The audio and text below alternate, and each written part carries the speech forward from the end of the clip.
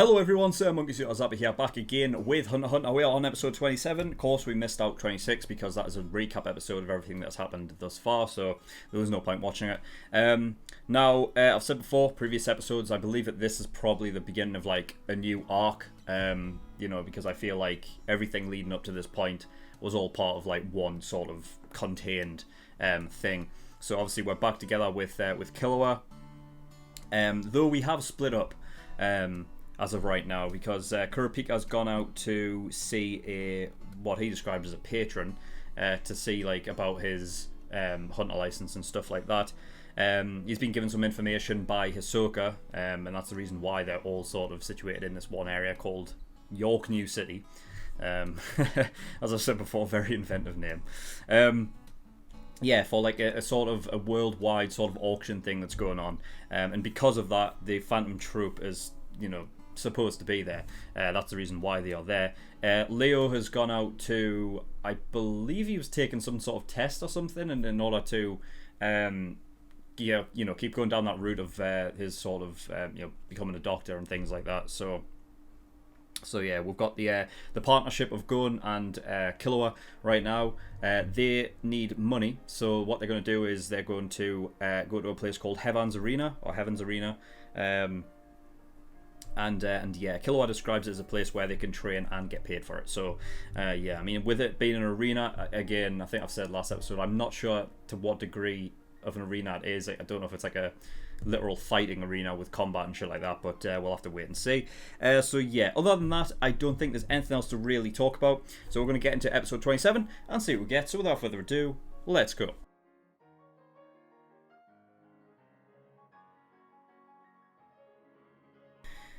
Okay, episode 27. Yeah, so, I was right in that it's like the beginning of a new arc. Because they've changed the opening, but not quite. It's the same song. They've changed up the lyrics, seemingly. They have definitely with the English. The Japanese seems the same, though, in some areas. Like, I do notice, like, it's sang the same. It's more well produced, this opening, than the first one was. I noticed that, like, it's a lot more clear and crisp, whereas like the older, like the first arc opening, the song was like, it had that sort of older feel. It wasn't as clear or crisp, and that's the reason why, like, sometimes I would say, like, I wondered if this was the same song they used for like the 99 version, because it sort of has that, like, it sounds like a song probably would coming from that era, But yeah, so they made it to the Heavens Arena, and it is a case of making your way up to the top. Like I said in the reaction, it's similar to sort of like Sword Art Online, where they have different levels and different floors, and the thing is like at the very top, that's how you. Well, I'm not going to spoil it, but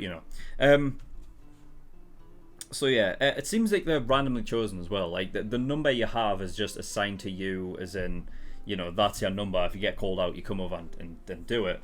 And it's not a case of like you're like in line having to wait up to that point, But then I guess it makes sense because of the fact that there seems to be it's a winners and loser tier kind of system where you kind of. It's interesting. I quite like the idea of it, like it being because once you get to a certain point, it sort of acts as a hotel in a way. Like I can just become your living space, once you get into the hundreds anyway. But because there's like a fact of like, what did they say?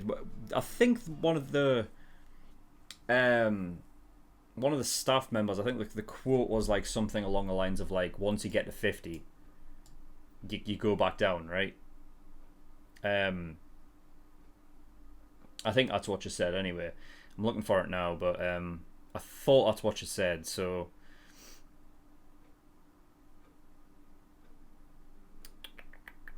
let's have a look here. The first 200 floors of Heaven's Arena are divided into classes and each comprised of 10 floors. Right. classes. Interesting. So after someone defeats an opponent in the 50s, they advance to the 60s, but if they lose, they go back down to the 40s, right? So you have to get up to that point then. Interesting. So I guess the only way to really lose then, the whole thing, is to basically get put back down to the very beginning then. And then you have to work your way back again and start from scratch. But yeah, interesting. I like how it is spread out across. It's an arena that works in sort of tournament style, yet seems to be like 24/7. And it's stuff that's just continuously going. So yeah, it makes sense when like, because I was taken aback when Killua said that it took me 2 years to get to 200. I was like, what the fuck? So he just lived there then. Like Killua just lived there for 2 years when he was 6 years old on his own. That's nuts. Later on in the episode, he said it took 2 months for him to get to 150. So I think that's the key number, that once we get to that stage with Killua and Gon, that's when it'll start getting like at that point they'll start having a bit of competition and it not just being with Killua I feel like he could just get there with one hit punches, but I feel like with Gon it's different, right? Because Gon and Killua just aren't on the same level. Killua's way above, so I feel like at least at that point that's when we'll start getting some real pushback to Gon anyway. And you'll start seeing them having to do more than just hit once. But yeah, so interesting. I mean, they're going to that guy, Wing, that's his name, right? They're going to his residence now to learn about Nen and Ren. So I'm interested. I'm wondering if if it's a case of like Wing's residence isn't in, because I don't know. I feel like his residence would be like somewhere else other than the arena. Like, because you can't leave, right? I mean, you would have to be able to leave and come back and like retake your place, because they said that you don't actually get like your own like room and whatnot until you get up to 100. So you would have to be able to leave and come back and retake your spot, right? But there has to be some limit. Like there has to be like a limit on like how long you can be away before, because you can't just like take a spot and then just fuck off and then that's it, right? So there has to be like a limit. Like, you come back, you have to be back like every day and compete in at least like one match or something. So yeah. The thing that's really interesting to me is the whole thing with Gon just being able to push now. I know that there was like, you know, like, because with Gon he was never really the fighter kind. Like he's not like if I think about Gon as a character, like he's not someone that I look at like at this moment and like, oh, he's a great fighter. You know what I mean? I don't think of him as a fighter character in a way. You know, when you look at like other shonen, so you know, My Hero for example, and Deku was like, you know, that whole show is based around like pretty much fighting, right? So it's like they're sort of in that sort of that bubble. Whereas with Gon, I don't really see it as that. I don't see him as a fighter, and it's interesting to me that like when Killua was, you came through the testing gate, right? Well, just push. And I don't like, because Gon was like, when did I get this strong? And it just makes me intrigued, because there wasn't any training, even in the Hunter exam. Like there wasn't a moment where you could say that Gon's done so much like strength training for him to be able to pull that off. And even when he got up to the you know, the Zoldyck family estate and whatever, like before he was going in with the like to get through the testing gate and whatever the fuck, he had his arm in a sling. So it wasn't like he was doing weight training and this is how strong he's become. So I'm wondering if there's again, like I'm still because it's still early sort of days, I'm still wondering on the way this world works, and like, and you know, how things play a part. If there's some form of like, because I feel like there is, like, there's some form of like magic involvement. Like there has to be, right? So I'm wondering if the fact that like if you're able to get through the testing gate, that it gives you some ability, some power. You know what I mean? Because I was thinking, like, what does Killua mean by, like, oh, you went through the testing gate, right? We'll just push. I was thinking, like, well, that could mean it can only mean one or two things. Either Killua is like, oh, if you're that strong to open up the testing gate, then you're strong enough to fucking just push these guys away. But I don't know, because it just seems a bit out of place for him to just be able to do that. And, like, I mean, because we know he's got fucking, like, this superhuman physical ability anyway. He showed it before. But you'd think that Gon would be able to pull it off. Like, you would know that you had that ability to just do that anyway, right? Surely. I don't know. Because remember, like, you only got through there with Kurapika and Leo, right? And I don't know if Killua actually knows that or not. So I'm interested to see if like Leo and Kurapika would have the same, you know, be able to, like, I mean, Kurapika more so would be able to, I think, but like Leo would be interesting to see like how he would be in this. But yeah, don't know. So yeah, they mentioned the payment as well that you get from like sort of like progressing through, and when you win these fights, like that's how much you get, and it's interesting. I don't know if they quoted specifically. I'm not going to look through it now because, you know, I can't spend all time fucking looking through the episode. I don't know if they specifically. I think they specifically mentioned after every win, that's what you get paid, right? Or is it progress up to a certain area? I think no, because I think it's the same thing. Because for every fight you win, you get like bumped up to like an extra 10, right? I think you keep getting paid that. So I'm wondering, like, if some people in this arena, especially those who are in the hundreds, because of how much they get paid and because they have a private residence there, that if there are people in there that try to stay in there, like, for that reason, you know what I mean? Like, if there are people in the hundreds that actually have the ability to be in the 200s, but they stay in the hundreds because it's easy money. Like, they could win and then purposefully lose the next one so that they drop down, and then they just win, and they keep doing that and like repeat and repeat. So they just keep getting paid all the time. You know what I mean? Because I feel like that's how you could sort of play the system in a way and get paid for it.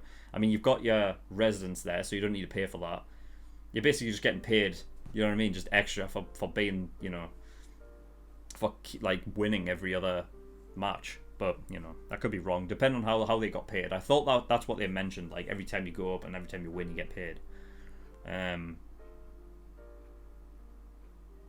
don't know. But yeah, the payment as well. Gon mentioned Jenny. So is that the currency then? Is that the name of the currency? Is Jenny? I mean, you'd think it probably works in the same way Yen does. Like, it's probably like the same. Like, if Jenny was actually to exist, it would be like the same exchange rate. Like, it works the same.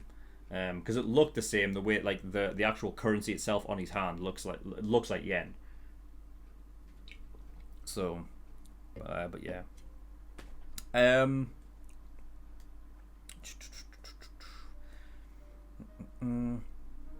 Yeah, so it's interesting that this sort of Ren, or what he calls it, is a technique that obviously he isn't meant to use yet, or Zushi's not meant to use yet, and I don't know. I'm sensing a bit of uneasiness around this whole thing, especially considering it's like in some way it's similar to Illumi's aura. And I don't know. I don't trust that guy Wing at all. I mean, the thing is with Zushi is that because he's young, he's impressionable, so he probably doesn't know what's going on. If this Ren thing has any sort of because when Netero was explaining about the rhythm echo thing that Killua can do, he mentioned it being like a more darker sort of technique, and so I'm now like, I'm wondering if like that there's other techniques and all of that you would consider darker techniques that, you know, it's just interesting the way like Netero talks about it. It's like, oh, because you're not on that path, you don't need to learn this technique, even though rhythm echo would be a very valuable technique to everyone, and yet Netero says that you don't, like, that Gon doesn't need it because he's not in like that way inclined.